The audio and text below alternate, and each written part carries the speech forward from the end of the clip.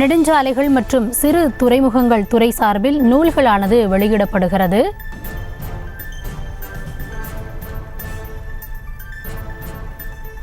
நெடுஞ்சாலைகள் மற்றும் சிறு துறைமுகங்கள் துறை சார்பில் நூல்கள் வெளியீடானது தற்பொழுது நடைபெற்று வருகிறது. சென்னை தலைமைச் செயலகத்தில் நூல்களை தமிழக முதலமைச்சர் மு.க.ஸ்டாலின் அவர்கள் வெளியிட்டு வருகிறார்.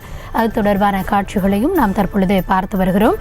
நெடுஞ்சாலை பால மேற்கட்டுமானத்திற்கான தரப்படுத்தப்பட்ட வரைபடங்கள் 11 தொகுதிகளாக இதில் வெளியிடப்பட்டிருக்கின்றன.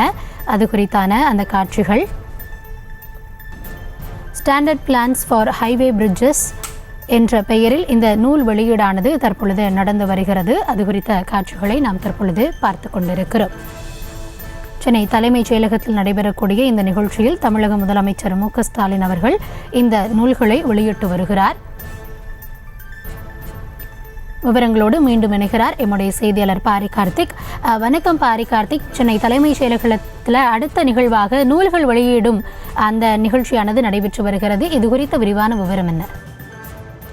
வணக்கம். நெடுஞ்சாலைகள் மற்றும் சிறு துறைமுகங்கள் துறை சார்பில் நெடுஞ்சாலை பாலங்களுக்குரிய மேல் கட்டுமானத்திற்கான தரப்பட்டுள்ள வரைபடங்கள் 11 தொகுதிகளுக்காக மாநில நெடுஞ்சாலைத்துறையின் திட்டம் வடிவமைப்பு மற்றும் ஆய்வு அலகினால் வடிவமைத்து தயாரிக்கப்பட்ட சிறப்பு அடிப்படையில் தமிழகம் முழுக்க இருக்கக்கூடிய அந்த சிறு பாலங்கள் குறித்த தற்போது ஒரு புத்தகங்களை தமிழ்நாடு முதலமைச்சர் திரு மு.க.ஸ்டாலின் அவர்கள் தலைமைச் செயலகத்திலிருந்து வெளியிடுகிறார்.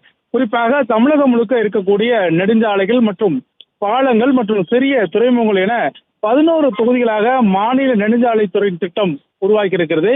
அதன் அடிப்படையிலே பல்வேறு கிராமப்புற சாலைகள், தேசிய நெடுஞ்சாலைகள், மாநில நெடுஞ்சாலைகள் என அனைத்து சாலைகளும் ஒருங்கிணைத்து ஒரு திட்ட வரைபடம் தயாரிக்கப்பட்டிருக்கிறது. அதன் அடிப்படையிலே அங்க இருக்கக்கூடிய பாலங்கள் மற்றும் ஆற்று கல்வெட்டு என சொல்லக்கூடிய சிறிய பாலங்கள் என அனைத்திற்குமான இந்த நெடுஞ்சாலைத்துறை சார்பில் உருவாக்கப்பட்ட இந்த புத்தகங்களை தற்போது தமிழ்நாடு முதலமைச்சர் திரு மு.க.ஸ்டாலின் அவர்கள் தலைமைச் செயலகத்திலிருந்து வெளியிட்டுக் கொண்டிருக்கிறார். நன்றி பாரி கார்த்திக். செய்திகளை உடனுக்குடனும் துல்லியமாகவும் தெரிந்து கொள்ள சப்ஸ்கிரைப் பண்ணுங்க.